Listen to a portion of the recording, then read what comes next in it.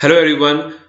आज हम daily recruitment news में जिस न्यूज़ के बारे में बात करेंगे वो है बैंक ऑफ बड़ौदा की। इनकी हमें 52 वैकेंसीज आउट हुई हैं, इनके बारे में हम डिटेल में देखेंगे। आपको अगर इस प्रोसेस में आप इंटरेस्टेड हो तो प्लीज इस वीडियो को पूरा देखना आप, और चैनल को सब्सक्राइब जरूर करना। आपको डेली रिक्रूटमेंट न्यूज़ मिलेगी इस चैनल पर। शुरू करते हैं हम। सबसे पहले ये देखें कि जब इन पोस्ट्स की जो ऑनलाइन रजिस्ट्रेशन है वो 8 दिसंबर से स्टार्ट हो जाएंगी और लास्ट डेट जो होगी 28 दिसंबर होगी। ये आपको ध्यान में रखना है। और जो इन पोस्ट्स में एक्सपीरियंस मांगा गया है, कम से कम आपका एक्सपीरियंस 6 मंथ से अबव का होना चाहिए। अगर 6 मंथ्स के बिलो का होगा तो आप इस पोस्ट के लिए एप्लीकेबल नहीं होंगे। और उसके बाद अब आपको बता दूं, अगर कोई भी पर्सन इंडिया में कहीं भी रहता हो वो इस पोस्ट के लिए अप्लाई कर सकता है। ये आपको बात ध्यान में रखना है। अगर हम बात कर लेते हैं एलिजिबिलिटी क्राइटेरिया की, तो इसमें से सबसे पहले हम पोस्ट की बात कर लेते हैं। सबसे पहले जो हमारी पोस्ट है वो है क्वालिटी एश्योरेंस लीड की। इसमें भी ग्रेड स्केल दिया हुआ है। अगर इस ग्रेड स्केल में हमें रेगुलर पोस्ट मांगी गई है और 2 वैकेंसीज हमें मांगी गई है, तो इनमें से हम जब एजुकेशन इन 2 वैकेंसीज के लिए जो मतलब कैंडिडेट के पास होनी चाहिए वो है बीटेक होनी चाहिए कंप्यूटर साइंस या आईटी में। उसके बाद हम बात करते हैं एज में। एज आपके 28 ईयर से लेकर 40 ईयर्स के बीच की होनी चाहिए। और आपका जो एक्सपीरियंस है वो टोटल 6 इयर्स का होना चाहिए। आउट ऑफ 3 इयर्स का एक्सपीरियंस जो होगा वो आपका प्रोडक्ट और प्रोजेक्ट मैनेजमेंट में होना चाहिए। प्रोडक्ट या प्रोजेक्ट मैनेजमेंट में होना चाहिए। सेकंड पोस्ट है हमारी क्वालिटी एश्योरेंस इंजीनियर की। इनमें हमने ग्रेड में डिवाइड किया हुआ है। जो इस ग्रेड के में आ रहे हैं उनके लिए रेगुलर जो वैकेंसीज आउट हुई हैं वो है 6 वैकेंसीज। इनमें से जो एज डिफाइन की गई है इनकी 25 ईयर से लेकर 35 ईयर्स के बीच की एज है। याद रखना तो इस एज मैटर होगा, क्योंकि एज ही आपको अप्लाई करने के लिए डिसीजन पर ले आएगी कि आपने अप्लाई करना है या नहीं करना है। इनकी एज के मुताबिक आपकी जो क्वालिफिकेशन है सेम होनी चाहिए जो हम ऊपर देख कर आए हैं। तो इनमें से भी हमें 3 इयर्स का एक्सपीरियंस मांगा गया है। किसमें? सॉफ्टवेयर टेस्टिंग में। ये आपको बात ध्यान में रखना है। जो हमारी सेकंड स्केल है वो भी रेगुलर वैकेंसीज हैं सेम पोस्ट के लिए, मगर स्केल हमें कुछ डिफरेंट देखने को मिलेगा। इसमें हमें टोटल 6 वैकेंसीज हैं। इनमें एज डिफरेंट है। इनमें आप देख सकते हैं जिनकी एज 23 से 30 इयर्स के बीच में है वो अप्लाई कर सकते हैं। क्वालिफिकेशन सेम है। इनमें हमें 1 इयर्स का एक्सपीरियंस मांगा गया है। ओके, उसके बाद हम बात कर लेते हैं डेवलपर फुल स्टैक जावा की। इनमें भी हमें डिवाइड किया गया है 2 ग्रेड स्केल में, यानी कि इस स्केल में और स्केल में। ये हायर पोजीशन है, ये उससे लोअर पोजीशन है। इसमें भी 6 वैकेंसीज हैं, इसमें भी 6 वैकेंसीज हैं। एज का डिफरेंट है, 28 से 48 के बीच में, 25 से 35 के बीच में। क्वालिफिकेशन सेम है। और जो एक्सपीरियंस है जो हमारी इस एक्सपीरियंस में मांगा गया है तो वह 6 इयर्स का एक्सपीरियंस चाहिए हमें सॉफ्टवेयर डेवलपमेंट में। और जो लोअर स्केल के हैं उनके लिए 3 इयर्स का एक्सपीरियंस मांगा गया है सॉफ्टवेयर डेवलपमेंट में। ये आपको बात ध्यान में रखना होगा। नेक्स्ट पोस्ट है हमारी डेवलपर मोबाइल एप्लीकेशन डेवलपमेंट। इनमें हमें 2 कैटेगरीज में डिवाइड कर दिया गया है। जो हायर पोजीशन के हैं उनके 4 वैकेंसीज हैं, जो लोअर पोजीशन के हैं वो 8 वैकेंसीज हैं। एज भी डिफरेंट है, 88 से 48 के बीच में, इसकी 85 के 35 के बीच में, यानी कि 25 से लेकर 35 के बीच में। इनमें से सेम क्वालिफिकेशन मांगी गई है और बस एक्सपीरियंस का डिफरेंट आ जाता है। तो इनमें से जो हाई पोजीशन के उनका 6 ईयर का एक्सपीरियंस होना चाहिए और इनमें 3 इयर्स का एक्सपीरियंस होना चाहिए, सेम इन सॉफ्टवेयर डेवलपमेंट में। उसके बाद हम बात कर लेते हैं यूआई यूएक्स डिजाइनर। इसको हमने देखा है तो 2 कैटेगरी से डिवाइड किया है। रेगुलर वैकेंसीज हैं ये, और 1 पोस्टेस आउट हुई हैं और 28 से 40 इयर्स के बीच में और 35 के बीच में। सेम क्वालिफिकेशन मांगी गई है, एक्सपीरियंस 6 ईयर का मांगा गया है, और स्पेशली डिजाइनर रोल्स में। ये आपको बाद में ध्यान में रखना है। तो लोअर जो स्केल में है उनमें एक्सपीरियंस जो मांगा गया है वो है 3 इयर्स का। ये आपको बात ध्यान में रखना होगा डिजाइनर रोल्स में। ये आपको बात ध्यान में रखनी है। अगर मैं बताऊं इन 52 पोस्ट्स में कुछ रेगुलर पोस्ट्स हैं, कुछ कॉन्ट्रेक्चुअल हैं। तो अगर हम बात करें क्लाउड इंजीनियर की, ये कॉन्ट्रेक्चुअल पोस्ट है, यानी कि एक कुछ पीरियड के लिए आपकी ये पोस्ट होगी, एक एग्रीमेंट होगा जो उन पीरियड के दौरान ही आप काम कर सकते हो। तो इनमें 2 वैकेंसीज आउट हुई हैं। जो इनमें एज मांगी गई है 32 से 45 एज की मांगी गई है, यानी कि एक्सपीरियंस ही पर्सन मांगा गया है। तो इनमें हमें 10 इयर्स का एक्सपीरियंस चाहिए, स्पेशली इन टेक्निकल और आईटी एक्सपीरियंस चाहिए हमें। उनमें से 10 इयर्स एक्सपीरियंस में से आपका 5 ईयर का एक्सपीरियंस जो होना चाहिए वो क्लाउड कंप्यूटिंग में होना चाहिए। ये बात आपको ध्यान में रखना होगा।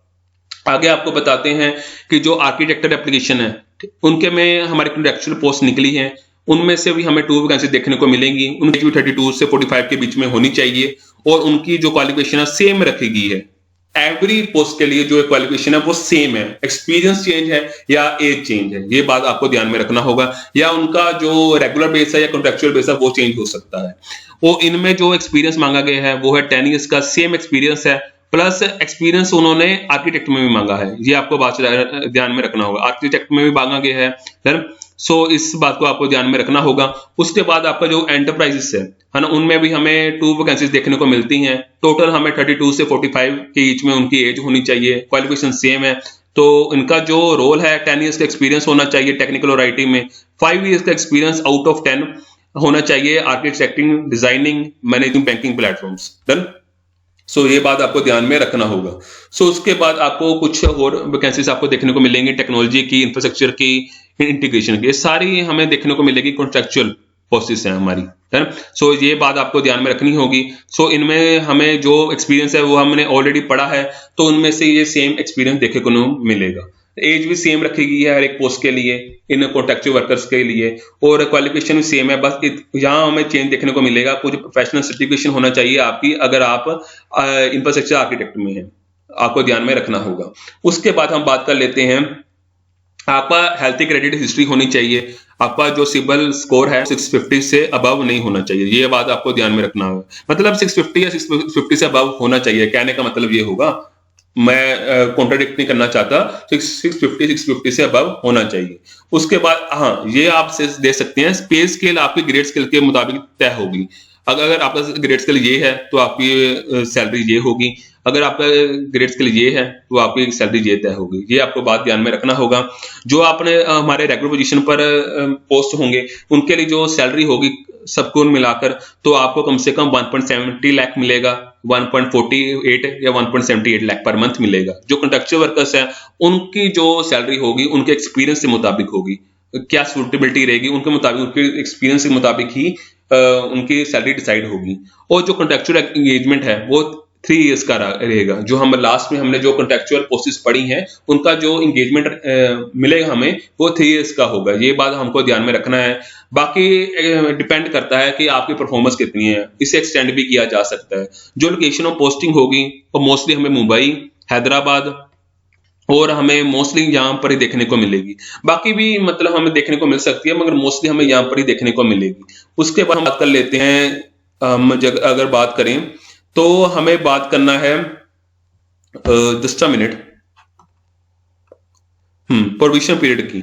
जो रेगुलर पोस्टेस पर हैं उनका जो प्रोविजन पीरियड मिलेगा हमें जो 12 मंथ्स का मिलेगा, ये बात आपको ध्यान में रखना है।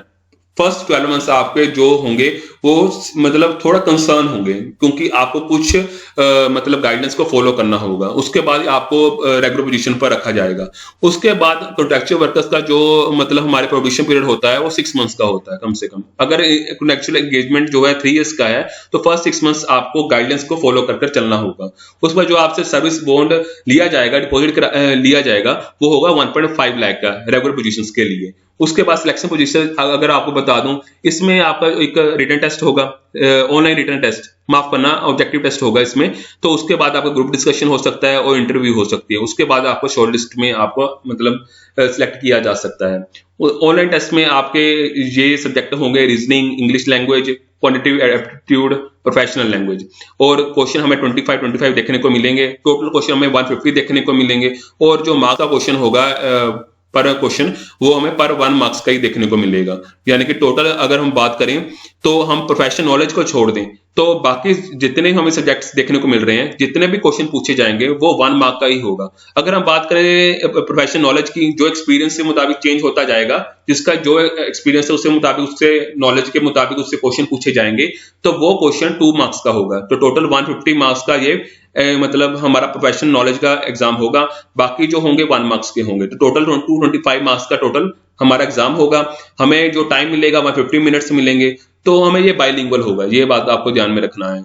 अगर हम बात करें इंग्लिश लैंग्वेज, जो इंग्लिश में ही होगी, कॉमन सेंस है, बाकी सब बाइलिंगुअल होगा, यानी कि हिंदी और इंग्लिश दोनों होंगे। ओके, सो ये बात आपको ध्यान में रखना है। इन टेस्ट में कम से कम आपके 40% होने चाहिए जो जनरल कैटेगरी से हैं, 35% होने चाहिए जो रिजर्व कैटेगरी से हैं। ये आपको बात ध्यान में रखना है। पेनल्टी जो होगी 0.25 मार्क्स की होगी, ये बात आपको ध्यान में रखना है। उसके बाद जब आप क्वालिफाई कर जाते हो तो आपका ग्रुप डिस्कशन, पर्सनल इंटरव्यू हो सकता है। उसके बाद इसमें भी आपको कम से कम आपके 60% होने चाहिए। जनरल कैटेगरी के लिए अगर आपने ग्रुप डिस्कशन भी आपका जो क्वालिफाई होगा उसके लिए जो मार्क्स होंगे वो आपको 60% कम से कम होने चाहिए। 55% आपके रिजर्व कैटेगरी के होने चाहिए। ये बात आपको ध्यान में रखना होगा। Okay, done. उसके बाद हम बस आपका जो सेंटर एग्जामिनेशन होगा ये आप देख सकते हो कहाँ कहाँ हो सकता है। उसके बाद जो इसकी फीस होगी, हम बात करें जनरल कैटेगरी की, वो होगी 600। अगर अदर SC ST कैटेगरी के जो हैं जिनकी डिसेबिलिटी है उनकी होगी 100 रुपीज। ये बात आपको ध्यान में रखना होगा। उसके बाद हम बात कर लेते हैं कि आप अप्लाई किस वेबसाइट से कर सकते हैं। आप देख सकते हैं www.bankofbaroda.co.in। डन। सो यहाँ पर जाकर आप अप्लाई कर सकते हैं। ये बात आपको ध्यान में रखनी है। सो ये थी हमारी न्यूज जो हो सकता है आपके लिए इंपॉर्टेंट हो। So thank you very much. जाने से पहले मैं आपको बता दूं इस चैनल को सब्सक्राइब कर लें। डेली आपको 2 रिक्रूटमेंट न्यूज देखने को मिलेगी शाम 5 बजे और हमें लेट इवनिंग 8 PM आपको देखने को ये न्यूज देखने को मिलेगी। So thank you very much.